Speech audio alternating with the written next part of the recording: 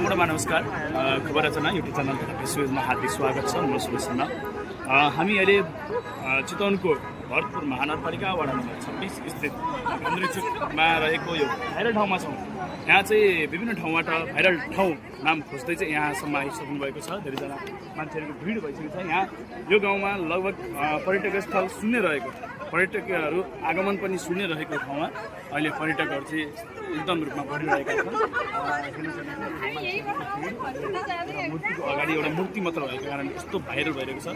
आज स्रोतका अनुसार यहाँ आएका व्यक्तिहरूका अनुसार आज बिहानदेखि बेलुकासम्मको जुन अहिलेको 3-4 बजीसम्मको अवस्थामा 15,000 भन्दा बढी मानिसहरू चाहिँ यहाँ आगमन भइसकेको छ भने सोच्नुहोस् तपाईँले यो ठाउँ कतिको भाइरल रहेको छ।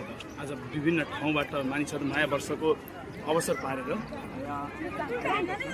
आइरहेका छन्। यो चाहिँ पर्यटक स्थलमा चाहिँ एउटा सम्भाव्यता भोगेको ठाउँ भएका कारणले पनि हजारौँ व्यक्तिहरू आएका छन्। आउनुहोस् भित्रका अझै रिपोर्टिङहरू म देखाउने छु।